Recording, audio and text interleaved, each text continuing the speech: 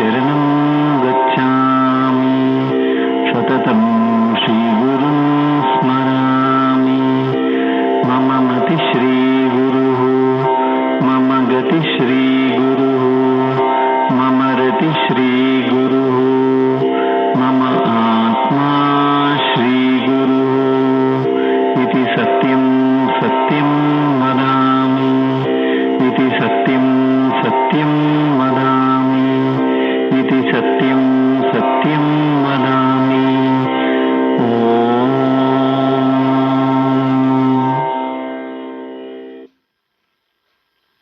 श्री अम्मा भगवान को नमस्कार करके आराधना करेंगे। भजन संकेत में लीन होकर अम्मा भगवान को स्मरण करेंगे।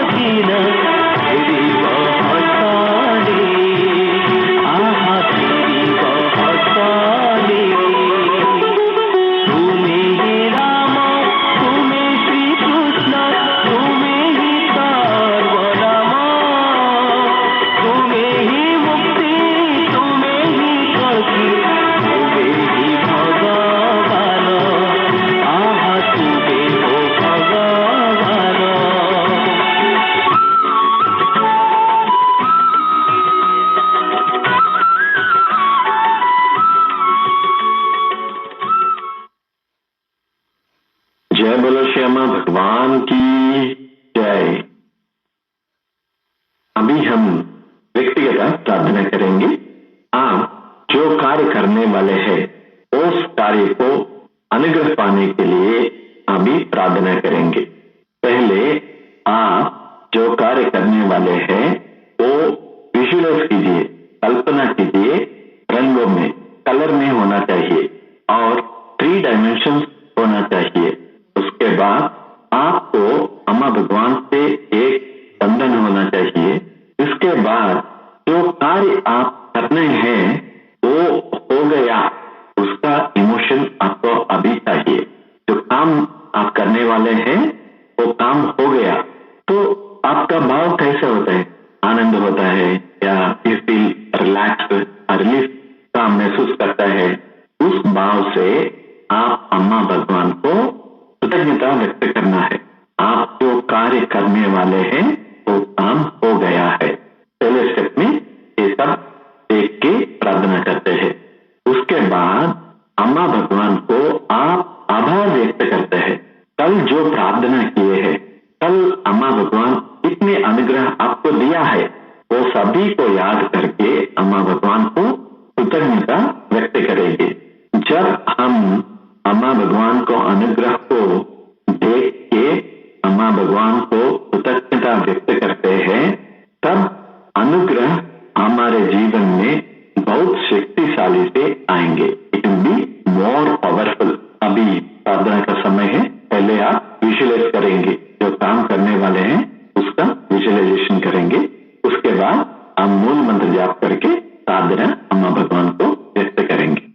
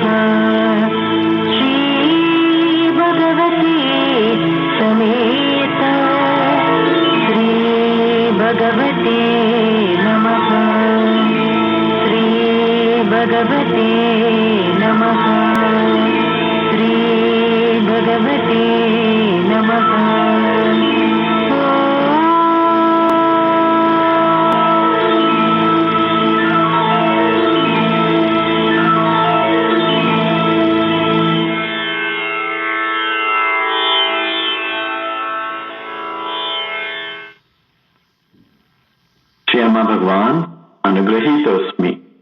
श्री अम्मा भगवान अनुग्रहीतोस्मि। अभी हम सामूहिक प्रार्थना करेंगे।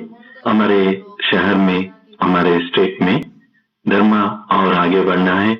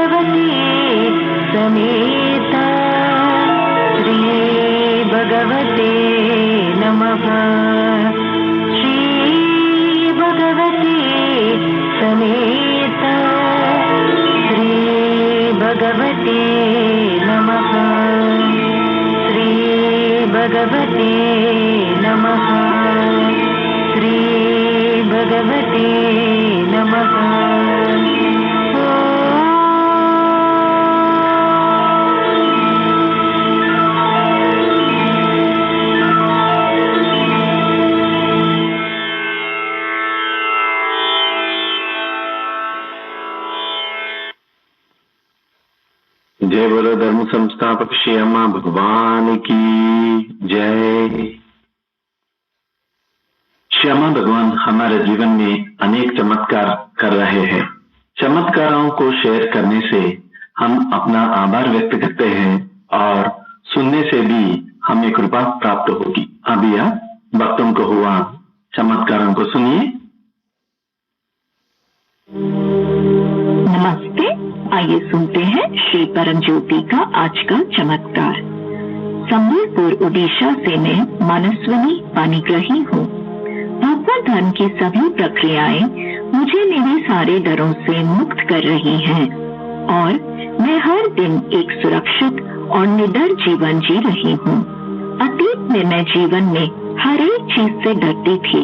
क्या करूँ, हमेशा इसी उलझन में रहती थी। मेरे जीवन में श्री परम ज्योति का आना सबसे बड़ा आशीर्वाद है जो मुझे मिला है। जीवन में सब कुछ बेहतर हुआ है। मेरे जीवन को पूरी तरह अपने नियंत्रण में लेने और मुझे बाहुल्य का आशीर्वाद देने के लिए मैं श्री परम ज्योति की आभारी हूँ। अनंत कोटि प्रणाम श्री परम ज्योति, आपसे अथाह प्रेम करती हूँ। आप सभी को नमस्ते। आइए सुनते हैं श्री परम ज्योति का चमत्कार। मैं त्रिशूर से सुकुमार हूँ। मैं अपने प्रिय श्री परम ज्योति को उन सभी प्रचुरताओं के लिए धन्यवाद देता हूँ जो हमें उनके आशीर्वाद से प्राप्त हुआ है। जब मैं भगवत धर्म में आया तब मैं आर्थिक रूप से बहुत संपन्न व्यक्ति नहीं था। मेरे श्री परम ज्योति ने पहले दिन से ही मेरा जीवन बदल दिया। श्री परम ज्योति ने मेरा हाथ कसकर थामा और मुझे जीवन के पथ पर आगे बढ़ाया। जब से मैंने पहली दीक्षा ली थी तब से समृद्धि और प्रचुरता की वर्षा की। भगवत धर्म में आने से पहले हमने जो भी व्यवसाय किया वह घाटे में समाप्त हुआ, लेकिन जब से हम भगवत धर्म में आए श्री परम ज्योति ने हमारी हर गतिविधि का ध्यान रखना शुरू कर दिया। हमने अपने प्रयासों से लाभ कमाना शुरू कर दिया। हमारे बच्चों को शिक्षा, नौकरी और बेहतरीन पारिवारिक संबंधों का आशीर्वाद मिला। हम सभी आधुनिक सुविधाओं के साथ एक नया घर बनाने में सक्षम हुए। श्री परम ज्योति ने हमारे जीवन को स्वास्थ्य, धन और उत्कृष्ट संबंधों से भर दिया है। अब हम प्रचुरता में रहते हैं और अपने जीवन में भगवत साक्षात्कार और मुक्ति अवस्थाओं का अनुभव करते हैं। अपने स्वर्णिम चरण कमलों में अपार कृतज्ञता और अनंत कोटि प्रणाम। जय बोलो महिमा प्रदात श्री परम ज्योति अम्मा भगवान की जय। अभी हम टीचिंग देखेंगे। Learning does not happen with age, it happens when you are ready to receive it. सीखना उम्र के साथ नहीं होता, वह तब होता है जब आप उसे प्राप्त करने के लिए सजग होते हैं। श्री अम्मा भगवान ने आज एक शक्तिशाली शिक्षा दे रहे हैं कि हमारे वास्तविक दुनिया में सक्सीड होने के लिए, सफल होने के लिए क्या करना है। चाहे आप एक बिजनेसमैन हो, एम्प्लॉय हो, सेल्फ एम्प्लॉयड हो, कुछ ऑफिस में काम करते हो, क्रिएटिव पर्सन हो, आर्टिस्ट हो, डांसर हो, कुछ भी हो, आप लाइफ में आगे जाने के लिए हर समय आप तो सीखना ही होगा। इस टीचिंग सीखने के लिए जोर डालते हैं कि आप सीखना है। सीखने के लिए उम्र नहीं है। जब आप सीखोगे तब आप जीवन में उन्नत स्थिति पर जाएगी, वो आंतरिक दुनिया में हो या बाहर की दुनिया में हो। सीखना तो जरूरी है। हम अक्सर सोचते हैं कि हमारे सीखना कॉलेज छोड़ने के बाद बंद हो गया है, स्कूल छोड़ने के बाद बंद हो गया है, आप सीखने के लिए कुछ नहीं है। यही लोगों की परसेप्शन है। ऐसा सोचते हैं अभी सीखने के लिए क्या है, कॉलेज कब तो छोड़ दिया, स्कूल कब तब तो छोड़ दिया, अभी क्या है सीखने के लिए, हम पूरा सीख लिया है। ये गलत फहमी है।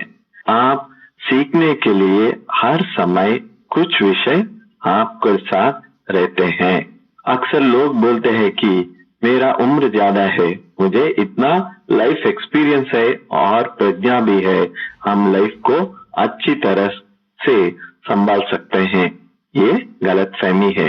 आपके लाइफ में आगे जाने के लिए सीखना जरूरी है। इसके लिए उम्र कुछ कारण नहीं है, बल्कि श्री अम्मा भगवान की शिक्षण इस धारणा को चुनौती देती है।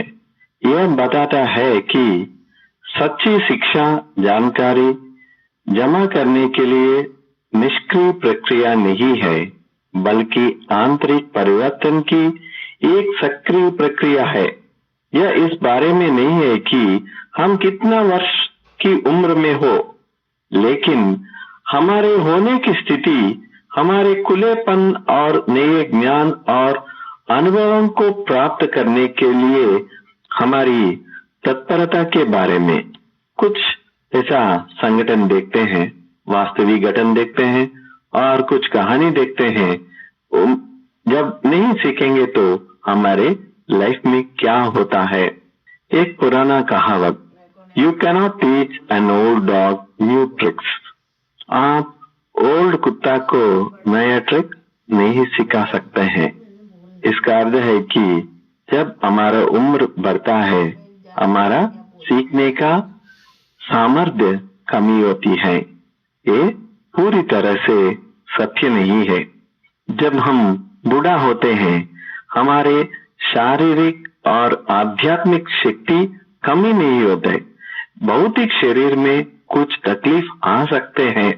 इसका अर्थ वो नहीं है कि आपका सीखने का शक्ति कम हो गया है, ऐसा नहीं है।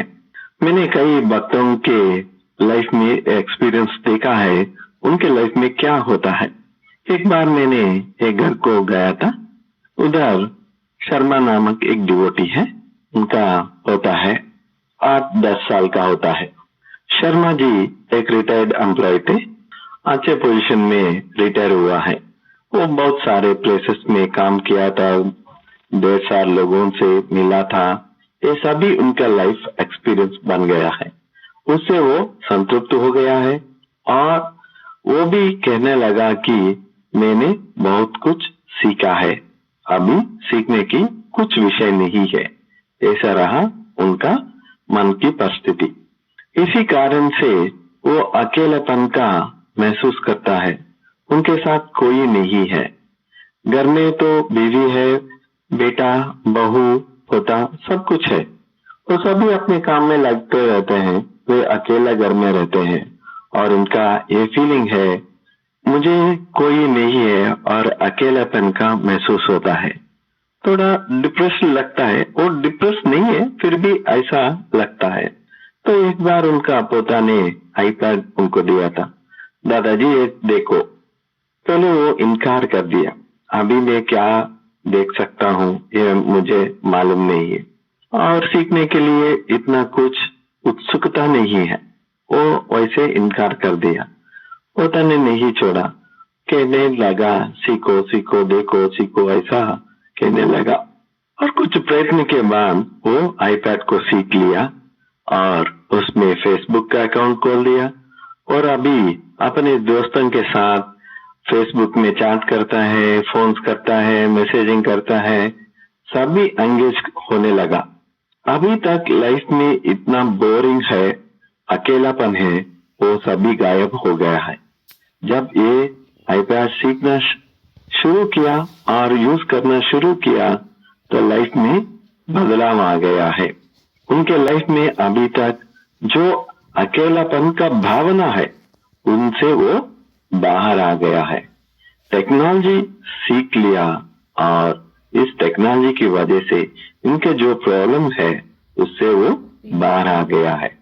इधर आप क्या देखना है कि एक व्यक्ति जब तक वो नहीं सीखा है उनका लाइफ में कुछ चेंज नहीं हुआ है, ट्रांसफॉर्मेशन नहीं हुआ है। जब शर्मा जी ने ये सीख लिया, उनका जो समस्या है उससे वो बाहर आ गया है। मैं और एक घटना बोलता हूँ।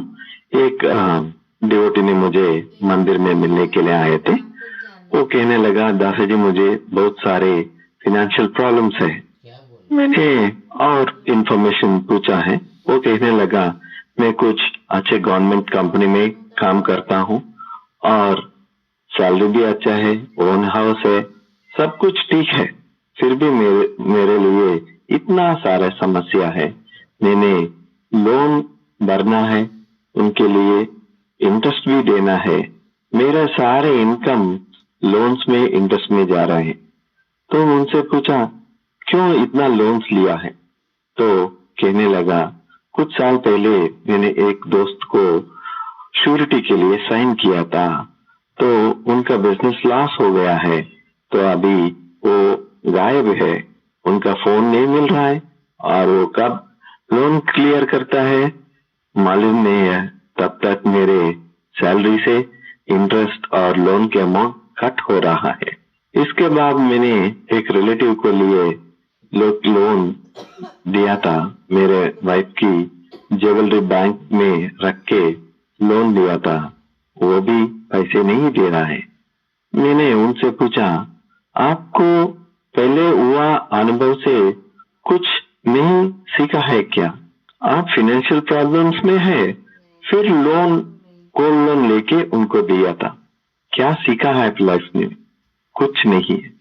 किसको लोन देना है, किसको श्योरिटी रखना है, किसको इनकार करना है, ये बात वो नहीं सीखा है, इसलिए उनकी लाइफ में फाइनेंशियल प्रॉब्लम्स आ गया है।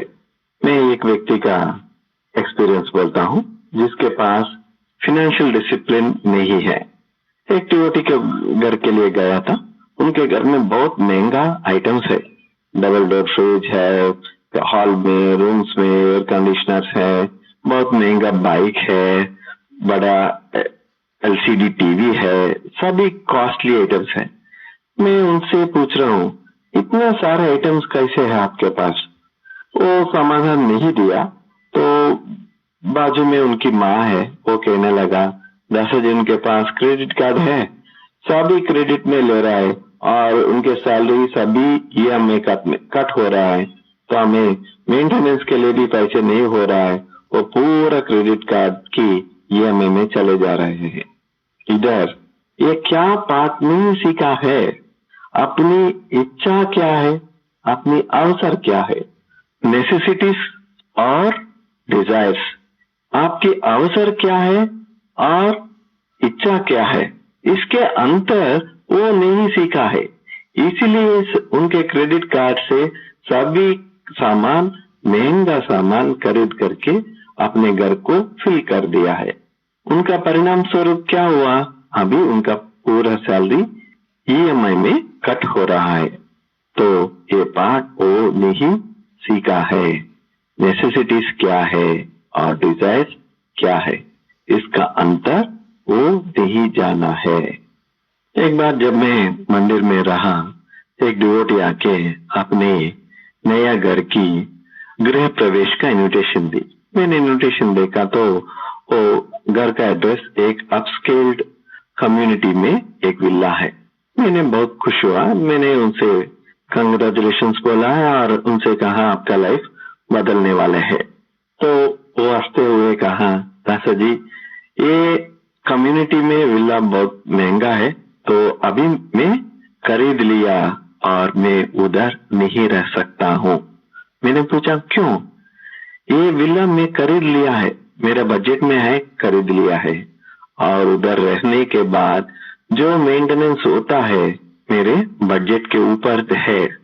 अब से ही मेरे बेटा और बीवी ने कहने लगा हमारे कार बदलने के लिए और कपड़े बदलने के लिए और सभी घर में नए नए वस्तु लाने के लिए प्रेशर करना शुरू किया है। मुझे मालूम नहीं है, इतना बजट मेरा पास नहीं है। और वो लोग ऐसा सोचते हैं कि जो आसपास के विलास में रहते हैं उनको भी ऐसा चीज चाहिए। तो मैंने तय कर लिया कि अब मैं विला में शिफ्ट नहीं होऊंगा, परंतु जो अपार्टमेंट है अभी उधर ही मैं रहूंगा, वो विला में रेंट को दे दूंगा। ये पाठ सीखा है वो नहीं, फाइनेंशियल डिसिप्लिन का पाठ सीखा है। जहां डिजायर्स है, जहां नेसेसिटीज है, वो उनका अंतर मालूम हो गया है। ये पाठ वो सीखा है। तो सीखना हर समय होना चाहिए। सीखने के लिए कुछ कॉलेज या स्कूल में होने की जरूरत नहीं है। जहां हम लाइफ में है, कहाँ है अभी, वहां हम कुछ पाठ सीखना है। सीखने से ही हम आगे जा सकते हैं, हमारे लाइफ में कुछ परिणाम आते हैं। और एक डिवोटी है, उनकी नाम है पद्मा। तो वो आईटी में काम करता है। उनका मैनेजर एक बार बुला के कहने लगा, एक प्रोजेक्ट आने वाले हैं, उसके लिए आप प्रेजेंटेशन कर दो। प्रेजेंटेशन किया तो वो क्लाइंट अप्रूव किया तो आपको प्रमोशन मिल जाएगा और सैलरी भी इंक्रीज हो जाएंगे।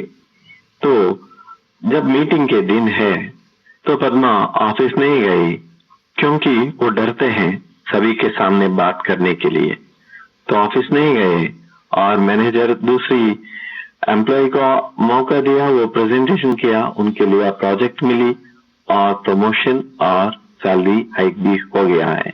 तो पद्मा नहीं सीखा है कैसा प्रेजेंट करना है, इसकी वजह से उनके लाइफ में आगे जाने का मौका वो खो दिया है। She lost that opportunity. आप बाहर की दुनिया में सीखना है और आंतरिक दुनिया में भी सीखना है। जब आप सीखते हैं लाइफ में आगे जाते हैं। आपकी वृद्धि या प्रगति जब होता है आप जब सीखते हैं। नहीं सीखते हैं तो आप आगे नहीं जाते हैं। आप इतने साल से ये भगवत धर्म में है, आपको इस समय तक सीखना चाहिए था। क्या सीखना चाहिए? सुनने की कला, आर्ट ऑफ लिसनिंग। जब आप सुनने की कला को सीख लिया होगा, आपको पता चलेगा कि आपको कुछ मालूम नहीं है, आप कुछ सीखा नहीं है, आप केवल एक भ्रम में है कि आपको सब कुछ मालूम है। आप सारे किताब पढ़ा होगा, कितने गुरु के पास गया होगा, किस तरह की प्रवचन सुना होगा, आपको ऐसा लगता है कि हमने ज्ञान पा लिया है। जब आप सुनना शुरू किया तो आपको पता चलेगा कि आपको कुछ मालूम नहीं है। एक गुरुकुल आश्रम में दो शिष्यों ने गुरु को तीसरे शिष्य के ऊपर शिकायत दी। गुरु कुछ नहीं कहा। 3 शिष्यों को बुला के एक शिष्य को एक केला दिया था और उनसे कहा, इस केले को छिपाए जहां कोई भी इसे नहीं पा सकता है। कुछ समय के बाद 3 शिष्यों वापस आ गया है और 2 शिष्यों के हाथ में केला नहीं है और एक शिष्य के हाथ में केला है, जिनके ऊपर बाकी जो विद्यार्थियों ने शिकायत कर दी। पहले विद्यार्थी से गुरु ने कहा, केला कहाँ है? वो कहा है कि मैंने केला को पेड़ के में छेद में रख दिया है, वहां कोई नहीं देख सकता है। दूसरे विद्यार्थी ने कहा है कि वे जमीन में एक छेद खोदा और वहां छिप गया। और तीसरे विद्यार्थी ने अपने हाथ में केला रख के गुरु को देख रहा है। गुरु ने उनसे पूछा, क्यों आपको कुछ जगह नहीं मिला है कि ये केला छिपाने के लिए? तो तीसरा विद्यार्थी ने कहा, जहां भी मेरे को वहां ईश्वर है मेरा साथ, मैं इस केला को नहीं छिपा सकता हूँ।